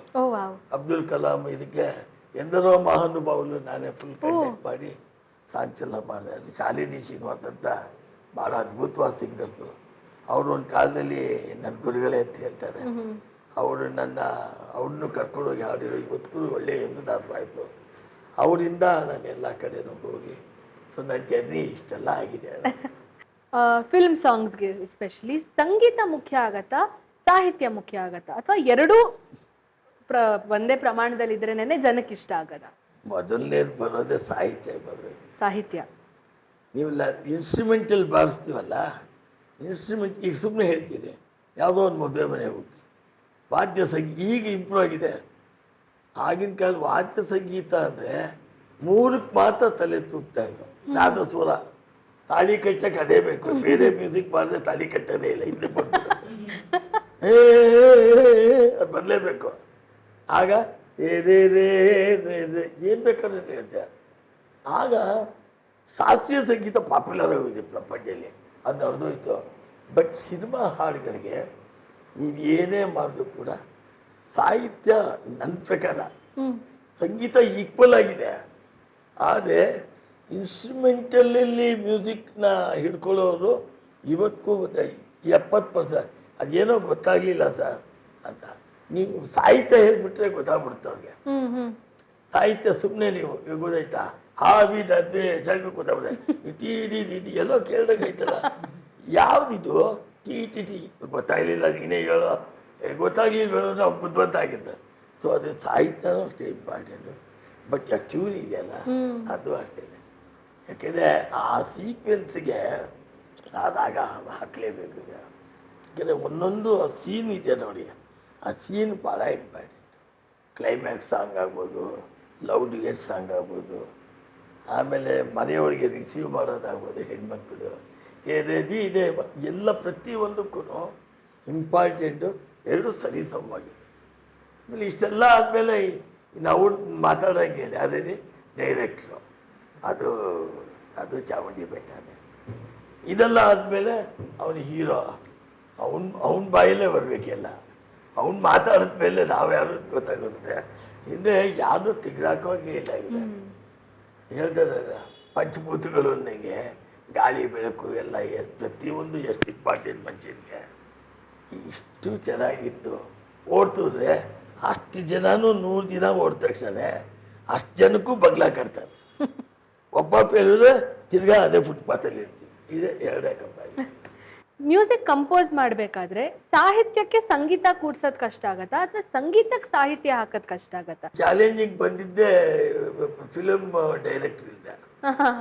ಹೇಗೆ? ಫಿಲಮ್ ಡೈರೆಕ್ಟ್ರು ಸೀನ್ ಮಾಡಿಬಿಟ್ಟಿರ್ತಾರಲ್ಲ, ಆಮೇಲೆ ಇವ್ರು ಬರೆದು ಫೇಮಸ್ ಆಗಿಬಿಟ್ಟಿರ್ತಾರಲ್ಲ, ಅವನೇ ಬರೀಲಿ ಇವನೇ ಬರೀಲಿ, ಇಂಥವನೇ ಹಾಡಲಿ ಇಂಥವನೇ ಇದು. ನಮ್ಗೆ ಯಾಕೆ ಎರಡು ಸುಲಭನೇ. ನಮಗೆ ಸಾಹಿತ್ಯ ಬರೆದಿರೋದು ನಮ್ಗೆ ಇನ್ನೂ ಸುಲಭನೇ. ಕಾರಣ ಯಾಕೆಂದರೆ ನಾವು ಆಲ್ ಇಂಡಿಯಾ ರೇಡಿಯೋಲ್ಲಿ ಗೊತ್ತಾಯ್ತಾ ನಮ್ಗೆ ಬರ್ತಾ ಇದ್ದಿದ್ದೆ ಅದೇ ತಾನೇ. ನಮ್ಗೆ ಎತ್ಕೋತಾರೆ ಕುವೆಂಪು ಬರೆದ ತಕ್ಷಣ ನೋಡ್ತೀವಿ, ನಾನು ಬಡವಿ ಆತ ಬಡವ ಒಲೆವೆ ನಮ್ಮ ಈ ನೋಟ್ಗಳು ಹಾಕ್ಬಿಡ್ತೀವಿ ನಾವು. ಕೆಲವ್ರಿಗೆ ಸೆಟ್ ಆಗಲ್ಲ. ನಮ್ಮ ಪಿಕ್ಚರ್ಗೆ ಇವ್ರು ಹಿಂಗೆ ಬರೆದಿರ್ತಾರಲ್ಲ, ಆ ಈಕ್ವಲೆಂಟ್ ಸಾಹಿತ್ಯ ಅವ್ರು ಸಿಗಲ್ಲ. ಡೈರೆಕ್ಟ್ರಿಗೆ ಏನಾಗತ್ತೆ ಅಂದರೆ ಅವ್ನು ಏನೇನೋ ಇದೆ. ಯಾಕೆಂದರೆ ಎಲ್ಲದಕ್ಕಿಂತ ಒಂದು ಹೇಳ್ತಿದೆ.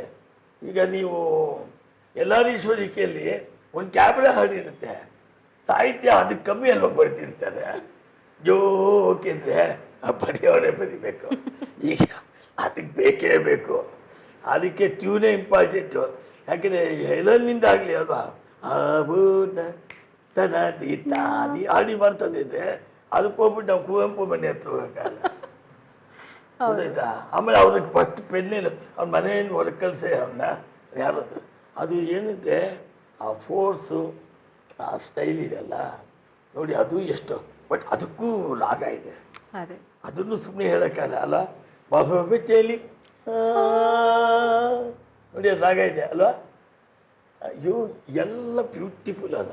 ಅದು ಸೆಮಿ ಕ್ಲಾಸಿಕಲ್ ಮಾಡಬೇಕಂದ್ರೆ ಆ ಒತ್ತ ಕ್ಲಾಸಿಕಲ್ಗೂ ಸೆಮಿ ಕ್ಲಾಸ್ ಅದೇ ಹೇಳ್ದಲ್ಲ. ಆ ಒತ್ತದಿಗೂ ಹಿಂದೂಸ್ತಾನಿಗೂ ಕ್ಲಾಸಿಕಲ್ಗೂ ಸಿನಿಮಾಗೂ ಭಾವಗೀತೆಗೂ ಎಲ್ಲ ಹೇಗಿದೆ ಅಂದರೆ ವೇರಿಯೇಷನ್ಸ್, ಅದು ಎಕ್ಸ್ಪ್ರೆಷನ್ ವೇರಿಯೇಷನ್. ಸೊ ನಿಮ್ಮ ನೆಕ್ಸ್ಟ್ ಪ್ಲಾನ್ಸ್ ಏನಿದೆ ಮ್ಯೂಸಿಕ್ ಫೀಲ್ಡ್ನಲ್ಲಿ? ನಮಗೆ ಆಗಿನ ಕಾಲದಲ್ಲಿ ಗುರುಗಳು ಕರೆಕ್ಟಾಗಿ ಸಿಗದೇ ಇರೋದ್ರಿಂದ ಮತ್ತು ಆಗಿನ ಕಾಲದಲ್ಲಿ ಹಣ ಕೊಟ್ಟು ಪಾಠ ಹೇಳಿಸ್ಕೊಳಕ್ಕೆ ಆಗದೇ ಇರೋದ್ರಿಂದ, ಆಮೇಲೆ ನನ್ನ ಲೈಫಲ್ಲಿ ನಾನು ಸಂಗೀತದಲ್ಲಿ ನನಗೆ ತೃಪ್ತಿ ಆಗಿರೋ ಥರ ಬೆಳೆದು ಬಿಟ್ಟಿರೋದ್ರಿಂದ ಈಗ ನನಗೇನಾಗ್ತಾ ಇದೆ ಅಂದರೆ ನನಗೆ ಈ ಕಲಿದೇ ಇರೋ ವಾದ್ಯಗಳು ಹೇಗೆ ಆಡಬೇಕು, ಏನು ತಾಳ, ಶ್ರುತಿ ಮತ್ತು ಗ್ರಾಮರು ಇದೆಲ್ಲ ತಿದ್ದಿ ದುಡ್ಡು ಇಲ್ದಿದ್ದವ್ರು ದುಡ್ಡು ತೊಗೊಳ್ದೇ ಇರೋದು, ದುಡ್ಡಿರೋರು ಅವ್ರು ಆಟೋಮೆಟಿಕ್ಕಾಗಿ ಕೊಡ್ತಾರೆ. ಆಮೇಲೆ ಎಷ್ಟು ಬೇಗನೆ ಕಳಿಸ್ಬೋದು ಅನ್ನೋದು ಆ ಟೆಕ್ನಾಲಜಿ ನನಗೆ ಬಂದಿದೆ. ಈಗ ಯಾರೋ ಒಬ್ಬರು ಒಂದು ಇನ್ಸ್ಟಿಟ್ಯೂಟಿಗೆ ಸೇರ್ತಾರೆ, ಮ್ಯೂಸಿಕ್ಗೆ ಸೇರಿದ ತಕ್ಷಣ ಅವ್ನಿಗೆ ಏನು ಮಾಡ್ತಾರೆ, 50 ಜನ 100 ಜನಕ್ಕೆ ಪಾಠ ಹೇಳ್ಕೊಡ್ತಾರೆ. 100 ಜನಕ್ಕೂ ಕೀಬೋರ್ಡು 100 ಗಿಟಾರ್ ಬಂದ ತಕ್ಷಣ ಎತ್ಕೋತಾನೆ ತುಂಬ ದೊಡ್ಡ ಲೆವೆಲ್. ಯಾವುದಿಗೆ ಸ್ಟ್ಯಾಪ್ ನೋಟೇಷನ್ ಅದೆಲ್ಲ ಏನಿರುತ್ತೆ, ಈ ಕಡ್ಡಿ ಇರುತ್ತೆ ಅಲ್ಲಿ, ಈ ಕಡ್ಡಿಗಳು ಅರ್ಥ ಮಾಡ್ಕೊಳ್ಳೋದು. ಅದಕ್ಕೆ ಸಾರಿಗಮ ಇದೇ ಸಿ ಇದೇ ಸಾ ಎಷ್ಟೋ ಜನ ಬರಲ್ಲ. ಈಗ ಸುಮ್ಮ ಓದಿಯಾರು ಬೇಡಿ, 5 ವರ್ಷದ ಮಗುಗೂ ಗೊತ್ತಾಗುತ್ತೆ ಎಲ್ಲ ಟೆಕ್ನಾಲಜಿ. ನಾವು ಏನು ಮಾಡ್ತೀವಿ ಅದಕ್ಕೋಸ್ಕರ ಫಸ್ಟ್ ಸಣ್ಣ ಇಂಟರ್ವ್ಯೂ ಅದು ಹೆಂಗೆ ಮಾತಾಡುತ್ತೆ ಫಸ್ಟು ನಮ್ಮ ಹತ್ರ ಕೂತ್ಕೊಳ್ಳುತ್ತಾ ಇಲ್ವಾ, ನಾವು ಆ ಮಗುನ ಸ್ಟಡಿ ಮಾಡಿ ಸಿಂಪಲ್ಲಾಗಿ ರಯಾಮ್ಸಿಂದ ಶುರು ಮಾಡೋದು. 5 ಬೆಳ್ಳು ಕೂರಿಸ್ಬಿಟ್ಟು ಇಲ್ಲಿ ಮಾಡಿದ್ವಿ, ಎಷ್ಟು ಬೆಳ್ಳಿದಮ್ಮ ಅಂತ ತೋರಿಸೋದು. ಅದಕ್ಕೆ ಫಸ್ಟು ಬೆಳ್ಳು ಗೊತ್ತಾಗ್ಬಿಡುತ್ತೆ. ನಮ್ಮ ಕೀಬೋರ್ಡ್ ತೋರಿಸೋದು, ಕೀಬೋರ್ಡ್ ಕೂಡ ಇಲ್ಲಿ 2 ಕರಿ ಇದೆ, ಇಲ್ಲಿ 3 ಕರಿ, 2 3 3 ಅವರು 2 3 2 3 ಇರ್ತಾರೆ. ಈ 2 ಮುಂಚೆ ಎಲ್ಲಿ ಅದು ಸಾರಂತ ಹೇಳಲ್ಲ ನಾವು, ಎಲ್ಲಿ ಇದು ಮಾತ್ರ ಒತ್ತಿರೋದು, ಟಿಂಗ್ ಟಿಂಗ್ ಸಾ ಬಂದ್ಬಿಡ್ತದ. ಪಕ್ಕದ ಮೇಡಮ್ 2 ಬಿಟ್ಟು ಟಿಂಗ್ ಟಿಂಗ್ ಟಿಂಗ್ ಅಂದ್ರೆ ಟಿಂಗ್ ಟಿಂಗ್ ಅಲ್ಲಿ ಏನು ಮಾಡ್ತೀವಿ, ಇದು ಸಾ ರಿ ಗ ಮ 1 2 3 4 ಇಷ್ಟೇ. ಏನಾಗುತ್ತೆ, ಒಂದು 10 ದಿವಸದೊಳಗೆ ಜಿಂಗಲ್ ಬೆಲ್ಲು, ಜನಗಣ ಮನ, ಏಕು ದೋ ತೀನ್ ಅದು. ಆಮೇಲೆ ಸುಲಭದ ಹಾಡು, ಒಂದೇ ಹಾಡನ್ನ ತಿರುಪತಿ ಬೆಟ್ಟ ಹತ್ತಿ ಇಳಿಯೋ ತನಕ 3 hours ಒಂದೇ. ತಾನನಾನ ಗೋವಿಂದ ತಂದನಾನ ಗೋವಿಂದ ತಂದನಾನ ಗೋವಿಂದ, ಇದು ತಾನನಾನ ಇಷ್ಟೇ ಇರ್ತದೋ. ಇದು ಮಾತ್ರ ವೆಂಕಟರಮಣ ಗೋವಿಂದ ತಿರುಪತಿ ವಾಸ ಗೋವಿಂದ, ಏನೋ ಬೆಟ್ಟದ ಮೇಲೆ ಗೋವಿಂದ ಬರ್ಕೊಂಡೋಗಿರೋ ದೊಡ್ಡದು. ಅದು ಐಗಿರಿ ನಂದಿ ಅದು ಅಷ್ಟೇ. ಇದು ಕ್ಯಾಚಿಂಗ್ ಟ್ಯೂನು, ಇದು ಇಡೀ ಪ್ರಪಂಚ. ಆಮೇಲೆ ಪಾಡದೇ ಇರೋರಿಗೆ, ಸಂಗೀತ ಕಲಿಯದೇ ಇರೋರಿಗೆ ನಾನು ಒಬ್ಬ ಹಾಡಬೇಕು. ಇವಾಗ ಎಲ್ಲ ಕಡೆ ಭಜನ್ಸ್ಗೆ ಹೋಗ್ತಾ ಇದ್ದಾರೆ ಅಂದರೆ ನೀವು ಹಾಡಿ ಅಂದಿರೋದ್ರಿಂದ ಇವರೆಲ್ರಿಗೂ ಚಾನ್ಸ್ ಕೊಟ್ಬಿಟ್ಟಾಗ ಆಗೋಯ್ತು. ಅದಕ್ಕೆ ನೋಡಿ ಇವಾಗ ಎಲ್ಲೋದ್ರೂ ಯಾವುದು ನೀವು ಹರಕತೆ ಮಾಡಿದ್ರು ಕೂಡ ಕೇಳಲ್ಲ. ಮ್ಯೂಸಿಕಲ್ಲಿ ಹೇಳಿ ನೀವು ಕೇಳ್ತಾನೆ. ಮ್ಯೂಸಿಕ್ ಇದೆಯಲ್ಲ ವೆರಿ ಇಂಪಾರ್ಟೆಂಟ್. ಇವಾಗ 1 2 3 ಹೋಗಲಿಲ್ಲ, 1 2 3 ಹೇಳಿದ್ರೆ ಬುದ್ಧಿವಂತರು ಗೊತ್ತಾಗುತ್ತೆ. ಅದೇ ಮ್ಯೂಸಿಕ್ನಲ್ಲಿ 1 2 3 4 5 ಸಿಗ್ತದೆ. ಆ 1 2 ಇನ್ನೂ ಗೊತ್ತಿರಲ್ಲ ಅದಕ್ಕೆ ಲೆಕ್ಕ ಅಂತ ಹಾಡು ಅಂದ್ಕೊಂಡು ಹೌದು ಹೌದು. ಅದರಿಂದ ಈ ಥರ ಸಂಗೀತ ನಂದು ಇವಾಗ ಎಲ್ಲರಿಗೂ ಫ್ರೀಯಾಗಿ ಹೇಳ್ಕೊಡ್ಬೇಕು ಅಂತ. ಆಮೇಲೆ ನನ್ನ ಹತ್ರ 1-2 ವರ್ಷ ಆದಮೇಲೆ ನನ್ನನ್ನು ನೆಚ್ಕೊಳ್ದೆ ಅವ್ರ ಕಾಲ ಮೇಲೆ ನಿಂತ್ಕೊಳ್ಳಿದ್ದಾರಲ್ಲ ಅವರೇ ನುಡಿಸ್ಬೇಕು. ಈಗ ನನ್ನ ಹತ್ರ ಬರೋ ಸ್ಟೂಡೆಂಟು ಒಂದು 3-4 ತಿಂಗಳು ಆಗಿಲ್ಲ, ಕೆಲವರು ಒಂದು ಸ್ವಲ್ಪ ಹೇಳ್ಕೊಟ್ಟಿದ್ದೇನೆ. ಆಗಲೇ ದುರಂಧರ್ ಸಾಂಗ್ ನುಡಿಸ್ತಾರೆ. ಸ್ವಲ್ಪ 1 ಲೈನ್ ಬಂದಿರ್ತೇನೆ, 3 ಲೈನ್ ಬಂದಿಲ್ಲ, ಬರ್ತದೋ ನಮಗೂ 1 ಲೈನಿಂದನೇ ಫುಲ್ಲು ಈ ಸೆಂಟೆನ್ಸ್ ಫಾರ್ಮ್ ಆಗೋದೇ ಹಾಗೆ ನಮಗೂ ಅಷ್ಟೇ. ಫಸ್ಟ್ ಲೈನ್ ಹೇಳ್ದಲ್ಲ, ಯಾವುದೋ ಒಂದು ನುಡಿದೆ, 3 ಲೈನು ಬರ್ತಾ ಇಲ್ಲ, ಬೇಜಾರು ಇಟ್ಬಿಡ್ತೀವಿ. ತಿರ್ಗಾ ಯಾವುದೋ ಗ್ಯಾಪ್ಗೆ ಸೆಕೆಂಡ್ ಲೈನು. ಸೊ ಅದರಿಂದ ನನ್ನ ಸ್ಕೂಲ್ ಜರ್ನಿ ಇದು. ಆಮೇಲೆ ಇನ್ನು ಆಟೋಮೆಟಿಕ್ಕಾಗಿ ನಮ್ಮ ಮಕ್ಕಳಿಗೆ ಏನು ಹೇಳಬೇಕಾದ್ದೇ ಇಲ್ಲ, ಅವ್ರಿಗೆ ಫುಲ್ ಸ್ಟ್ರೆಂತೇ ಇದೆ, ಗೊತ್ತಾಯ್ತಾ, ಏನು ಬೇಕಾದ್ರೂ ಮಾಡ್ತಾರೆ. ಸೊ ನನಗೆ ಮ್ಯೂಸಿಕ್ ಅನ್ನೋದು ನನಗೆ ಇವತ್ತು 24 ಗಂಟೆನೂ ಸಂಗೀತ ಯಾವ್ದು ಬೇಕಾದ್ರೂ ಕಂಪೋಸ್ ಮಾಡ್ತೀನಿ. ಇವಾಗ ಕರೆಂಟ್ಲಿ ಎಷ್ಟು ಸ್ಟೂಡೆಂಟ್ಸ್ ಬರ್ತಾ ಇದ್ದಾರೆ ಸರ್? ನಾನು ಸ್ಟೂಡೆಂಟ್ ಅಂತ ಹೇಳ್ದಲ್ಲ, ನನಗೆ ಈಗ 76 ಇರೋದ್ರಿಂದ ನಾನು ಯಾತಕ್ಕೆ ತುಂಬ ಮೇಸ್ಟ್ರಿಗಳು ಇಟ್ಕೊಳಕ್ಕಾಗ್ತಾ ಇಲ್ಲ. ಹೌದು, ಕಾರಣ ನಾನೇ ಹೇಳ್ಕೊಡ್ಬೇಕಾದ್ರಿಂದ ಒಂದು 50 ಜನ ಬರ್ತಾರೆ. 50 ಜನಕ್ಕೂ ನಾನೇ 1 hour ಸ್ಪೆಂಡ್ ಮಾಡ್ತೀನಿ. ಆಮೇಲೆ ಯಾರಿಗೂ ಗಡಿಯಾರ ನೋಡ್ಕೊಂಡು ಪಾಠ ಹೇಳ್ಕೊಡಲ್ಲ, ಅವ್ರು ಬರೋ ತನಕ ಬಿಡಲ್ಲ ಅಷ್ಟೇ. ಅವ್ರಿಗೆ ಬರೋ ತನಕ ನಾನು ಹೇಳ್ಕೊಡ್ತೀನಿ. ಆಮೇಲೆ ಬೆಳ್ಳಿಂದ ಹಿಡಿದು ಕೂರಿಸೋದು. ಆಮೇಲೆ ಆಟೋಮೆಟಿಕ್ಕಾಗಿ ನನ್ನ ಹತ್ರ ಬಂದವ್ರು ಯಾರೂ ಫೇಲ್ಯೂರ್ ಆಗಿಲ್ಲ. ಆಮೇಲೆ ತುಂಬ ಜನ ಪ್ಲೇಬ್ಯಾಕ್ ಸಿಂಗರ್ಸ್ನ, ಕರ್ನಾಟಕದ ಹೈಯೆಸ್ಟ್ ಪ್ಲೇಬ್ಯಾಕ್ ಸಿಂಗರ್ಸ್ನ ಇಂಟ್ರೊಡ್ಯೂಸ್ ಮಾಡಿರೋದು, ಆಮೇಲೆ ನನ್ನ ಗೈಡಲ್ಲಿ ತಯಾರು ಮಾಡಿರೋದು ನಾನೇ. Very nice, very nice sir. ಆಮೇಲೆ ಈ ಗಿಟಾರ್ಸ್ ಬಗ್ಗೆ ಕೇಳಬೇಕು. ಇಲ್ಲಿ ಇಷ್ಟೊಂದು ಗಿಟಾರ್ಸ್ ಇದೆ, ಇದಿಷ್ಟನ್ನು ಇದು ನಿಮ್ಮ ಕಲೆಕ್ಷನ್ಸ್? ನಿಮ್ಗೆ ಇದು ಕಲೆಕ್ಷನ್ ಇಲ್ಲ, ಡಿಫ್ರೆಂಟ್ ಸೌಂಡು. ಓಕೆ. ಇಷ್ಟನ್ನು ನಾನು ಸಿನಿಮಾಗಳಲ್ಲಿ ನನ್ನ ಮಗನ ಪಿಕ್ಚರ್ಗಳಿಗೂ ನೋಡ್ಸಿದ್ದೀನಿ. ಓಕೆ. ಆಗಲೂ ಸುಮಾರು ಹೇಳಿದ್ರೆ ವಿಜಯ ಭಾಸ್ಕರ್ ಪ್ಲೇ ಮಾಡೋವಾಗ ಇಳಿಯರಾಜ ತಮ್ಮ ಪೌಲರ್ ಬ್ರದರ್ಸ್ ಇರ್ತೀವಿ, ಗಂಗೆ ಮಣ್ಣು, ಅದಕ್ಕೆ 4 ಆ ಟೈಮಲ್ಲೆಲ್ಲ ನಾನು ಪುಟ್ಟಣ್ಣನ ಹತ್ರ ಚಾರ್ಜ್ ಕೇಳಬೇಕಾದ್ರು ಹೋಟ್ಲಲ್ಲಿ ಈ ವಾದ್ಯಗಳೆಲ್ಲ ಸ್ವಲ್ಪ ಅಲ್ಲೇ ನಾನು ನೋಡ್ತೀನಿ. ಓಕೆ. ಸೊ ಒಂದೊಂದಕ್ಕೂ ಒಂದೊಂದು ಕತೆ ಇದೆ ಇಲ್ಲಿರೋದಕ್ಕೆ. ಕತೆ ಇದೆ, ಸೌಂಡ್ ಬೇರೆ ಇದೆ. ಓಕೆ. ನಾನು ಅದು ಒಂದು ಎಕ್ಸಾಂಪಲ್ ತೋರಿಸ್ತೀನಿ. ಇದರಲ್ಲಿ ಏನು ಸೌಂಡು, ಅದರಲ್ಲಿ ಏನು ಸೌಂಡು ಅನ್ನೋದು. ನಿಮ್ಗೆ ಗೊತ್ತಾ ಈಗ ಕೀಬೋರ್ಡಲ್ಲಿ ಏನು ಅನುಕೂಲ, ಇದರಲ್ಲಿ ಏನು, ಈ ಗಿಟಾರ್ ಏನು ಕೆಲಸ ಮಾಡುತ್ತೆ, ಈ ಎಲೆಕ್ಟ್ರಿಕ್ ಗಿಟಾರಲ್ಲಿ ಏನಪ್ಪ ಅಂದರೆ ನಿಮಗೆ ವೀಣೆ ಬೇಕಾಗಿಲ್ಲ, ಅಷ್ಟು ಚೆನ್ನಾಗಿ ಬರುತ್ತೆ. ಓಕೆ ಅದು ಬಂದ್ಬಿಟ್ಟು ಯು ಶ್ರೀನಿವಾಸ್ ಮಾಡ್ದ, ಓಕೆ ಅದು ಕಂಪ್ಲೀಟ್ ಕ್ಲಾಸಿಕಲ್ ಮೈಂಡಲ್ಲಿ ಇದೆಲ್ಲ ಏನಂದರೆ ನಿಮಗೆ ಪ್ಯಾರ್ಕಾ ಮೋಸಮು ತುಂಬಿನ್ ಜಾವುಕ ಅದು ಗೊತ್ತಾಯ್ತಾ, ಟಿಂಗ್ ಟಿಂಗ್ ಡಿಡಿ ಡಿಡಿ ಡಿಡಿ ಡಿಡಿ ಡಿ ಅಪ್ಪಾಪಿ ಕೋಟೆ, ಈ ಥರ ವಾದ್ಯಗಳು ಅಂದರೆ ಪ್ರತಿಯೊಂದು ಇದು ಅದು ಅಕೋಸ್ಟಿಕ್ ಗಿಟಾರ್ಸು, ಓಕೆ ಕಾರ್ಡ್ಸ್ ಹಾಕೋದು, ಅದು ಅದು ಒಂದು ಸೆಮಿ ಕ್ಲಾಸಿಕಲ್ ಗಿಟಾರ್. ಅದು ಒಂದೊಂದಕ್ಕೂ ಒಂದೊಂದು ಸೌಂಡಿಂಗು, ಅದು ಮೆಲೋಡಿ ಬೇರೆ ಬೇರೆ ಇರುತ್ತೆ. Okay okay. ಇವಾಗ ಬರ್ತಾ ಇರೋ ಸಿಂಗರ್ಸ್ಗೆ, ಮ್ಯೂಸಿಷಿಯನ್ಸ್ಗೆ ಒಂದು ಸೀನಿಯರ್ ಮ್ಯೂಸಿಕ್ ಡೈರೆಕ್ಟರ್ ಆಗಿ ನೀವು ಏನು ಹೇಳಕ್ಕೆ ಇಷ್ಟಪಡ್ತೀರಾ? ಯಾವ ಮನಸ್ಥಿತಿನಲ್ಲಿ ಬರಬೇಕು ಇವಾಗ ಸಿಂಗರ್ಸ್ ಆ್ಯಂಡ್ ಮ್ಯೂಸಿಷಿಯನ್ಸ್ ಎಲ್ಲರೂ?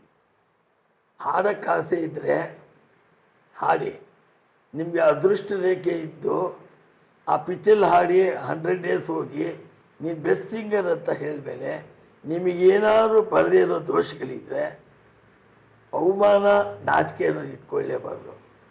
ಅಂಥ ಗುರುಗಳ ಹತ್ರ ಹೋಗಿ ದೊಡ್ಡ ದೊಡ್ಡವರು ಇದ್ದಾರೆ, ಭಾಳ ಅತಿ ಬುದ್ಧಿವಂತರು, ಅಂಥ ಮೇಷ್ಟ್ರಿಗಳ ಹತ್ರ ಕಲ್ತ್ಕೊಳ್ಳಿ. ಗೊತ್ತಿಲ್ಲದಿರೋದನ್ನ ತಿಳ್ಕೊಂಡ್ರೆ ನೀವು ಪೂರ್ಣ ವಿದ್ಯೆ ಇದ್ದಾರಲ್ಲ, ಎಜುಕೇಷನ್ ಕಂಪ್ಲೀಟ್ ಆದಾಗೆ ಗೊತ್ತಾಯ್ತಾ. ಇದೊಂದು ಡಿಗ್ರಿ ಅನ್ನೋದು ಇದೆಯಲ್ಲ, ಅದು ಮಾಡಿಕೊಟ್ರೆ ಭಾಳ ಮುಂದಕ್ಕೆ ಬರೋದು. ಅದರಲ್ಲೂ ಶ್ರುತಿ ಕಲ್ತ್ಕೋಬೇಕು, ತಾಳ. ಅದು ಇಲ್ಲಿ ಏನೋ ಸಣ್ಣ ಮಿಸ್ಟೇಕ್ ಮಾಡ್ತಿರ್ತಾರೆ, ಅದು ಗೊತ್ತಾಗಲ್ಲ.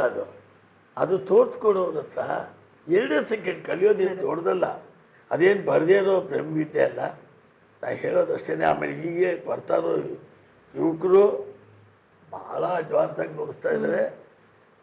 100ಕ್ಕೆ 100 ಜನ ಪ್ಲೇಯರ್ಸು ಹಾಡೋರು ಸಿಗ್ತಾರೆ. ಈಗ ನಮ್ಮ ಕಾಲದಲ್ಲಿ ಒಬ್ಬರು ಇಬ್ಬರು ಅಂತ ಇದ್ದರು, ಈಗ ಆ ಥರ ಇಲ್ಲ. ಇಡೀ ಪ್ರಪಂಚದಲ್ಲೇ ನಮಗೆ ಗೊತ್ತಿಲ್ಲದಿದ್ದೆಲ್ಲ ಮಾಡ್ತಾಯಿದ್ದಾರೆ.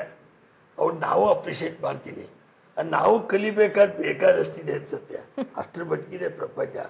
ಅದರಿಂದ ಇದಕ್ಕೆ ಕೊನೆ ಅಂತ ಏನಿಲ್ಲ.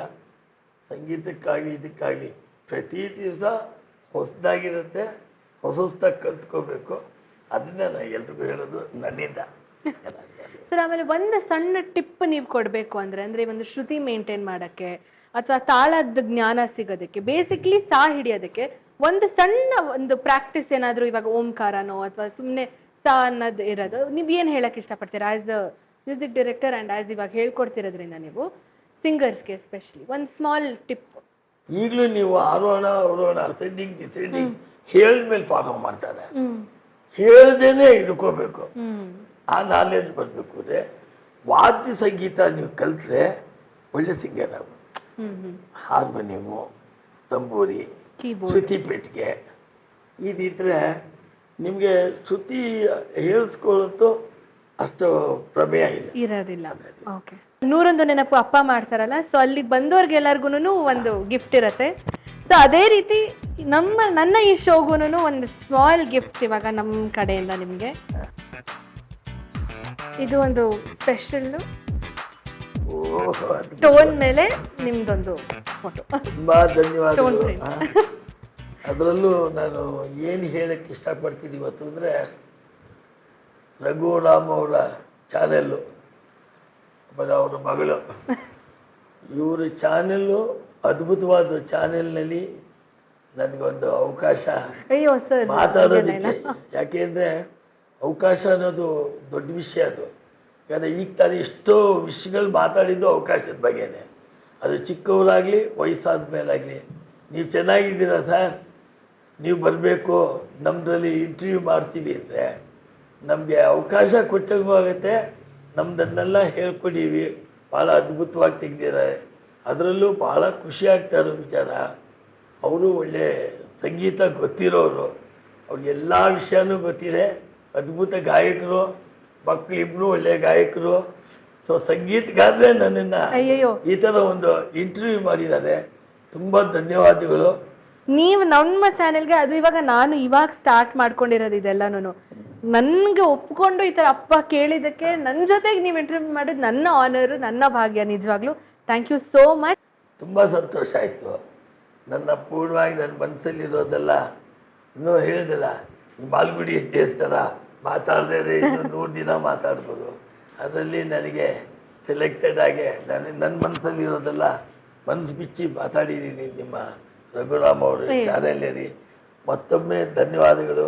ಇಡೀ ನಮ್ಮ ಕನ್ನಡಿಗರ ಮುಂದೆ ಇನ್ನೊಂದು ಸಣ್ಣ ಕೊರತೆ ಏನಪ್ಪ ಅಂದರೆ, ಸುಮಾರು 20 ವರ್ಷಗಳಿಂದ ನಾನು ಈ ರಾಜ್ಯೋತ್ಸವ ಕನ್ನಡ ರಾಜ್ಯೋತ್ಸವಕ್ಕೆ ಅಪ್ಲಿಕೇಶನ್ ಹಾಕಿದ್ದೀನಿ.